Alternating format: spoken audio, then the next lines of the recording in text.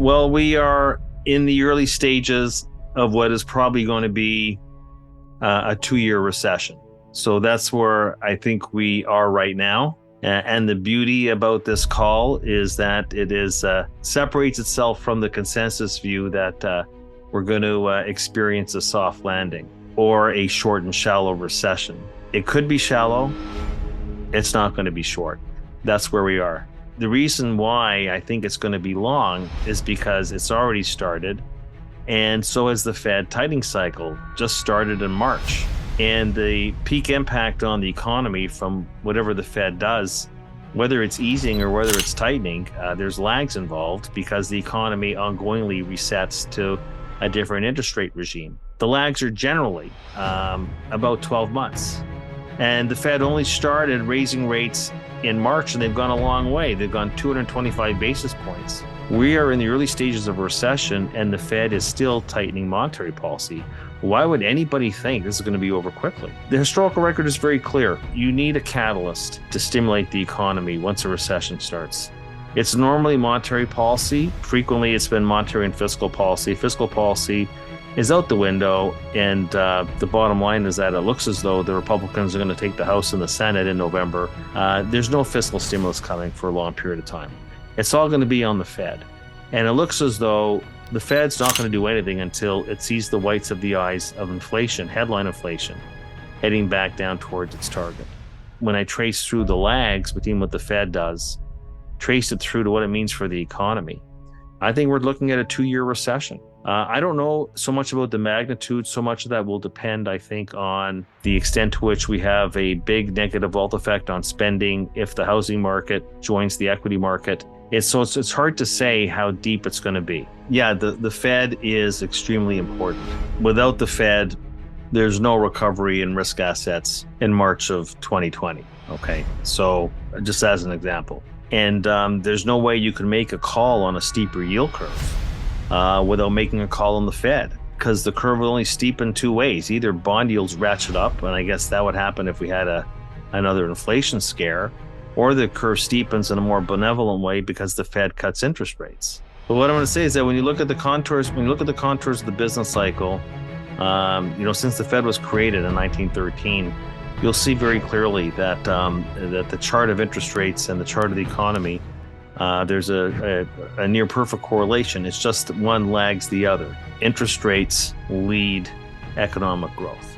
And the lags are long and variable, but that's exactly what's happened. So, yeah, I would say that we go back, for example, how did we do it? March of 2009, the stock market bottoms, and then in June of 2009, the recession ends. And it took a lot.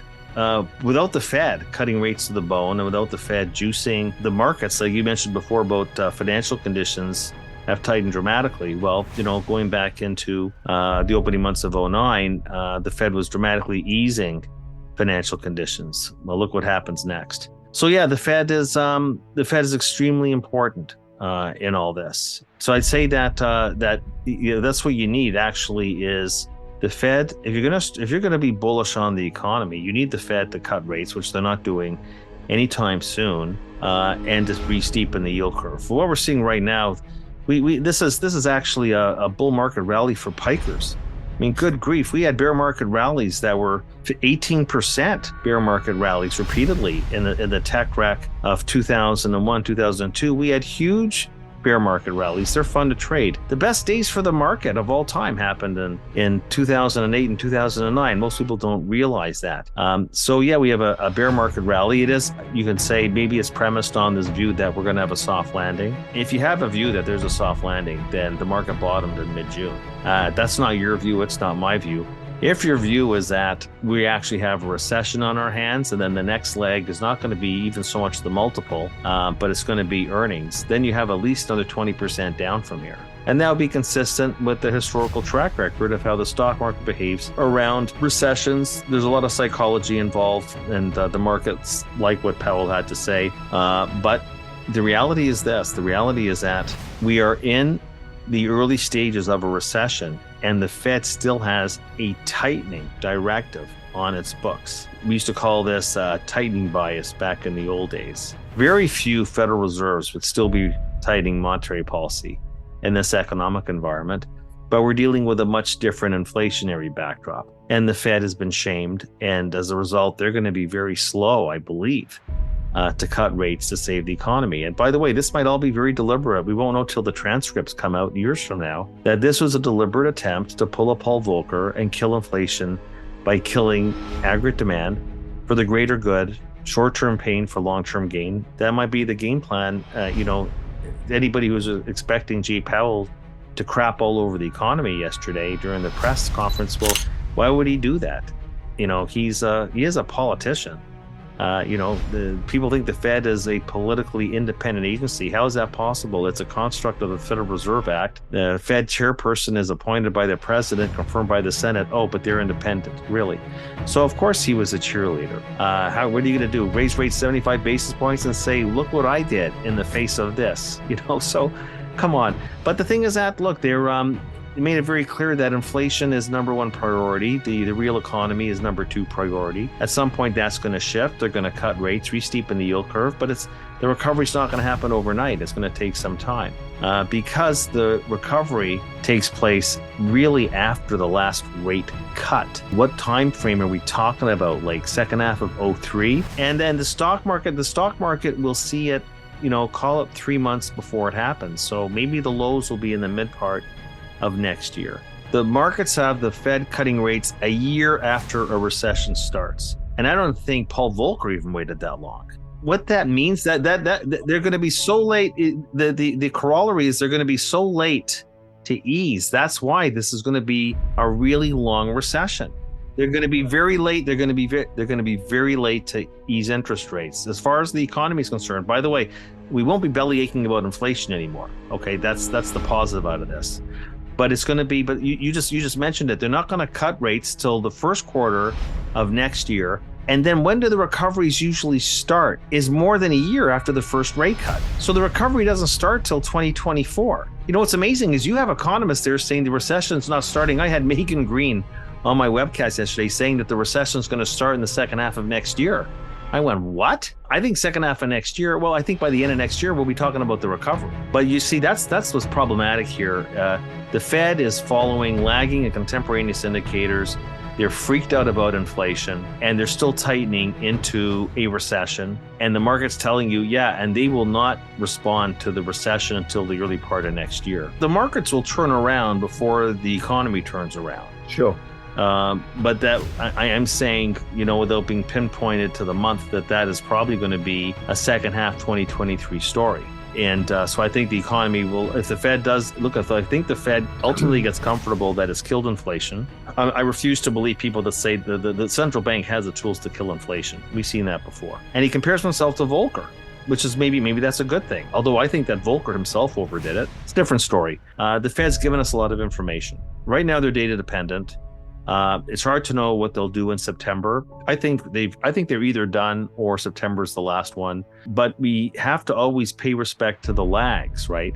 The Fed stops tightening in the spring of 2000. The stock market bottoms in October 2002, more than 2 years later. And the Fed stops tightening and presses the pause button. Of course, each one of these elicits a brief euphoric rally that isn't long-lasting. Ben Bernanke stopped tightening policy in the summer of 2006. When did the stock market fundamentally bottom? Well, we know that above the March of 2009, which is almost 3 years later. Greenspan finished tightening policy in early 89, and the stock market bottoms 2 years later in 1991. When you get a plain vanilla correction, and it's based more on liquidity than the real economy, you retrace 40% of the previous bull market condition.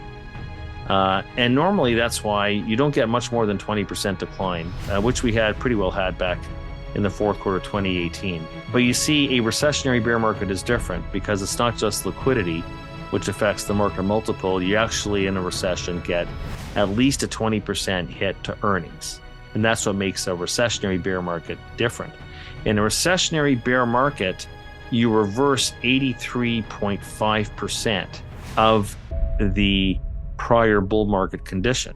So that's what makes this beautiful, because if you believe in a soft landing, if you believe this was just a correction, and I think I saw Ed Yardeni on Bloomberg TV saying that, if you believe that this was a correction in a soft landing, and that means a 40% reversal from the previous bull market condition, then we bottomed at 3,700 back in mid-June. Arithmetically, that works out perfectly. If that's your view, go run with it.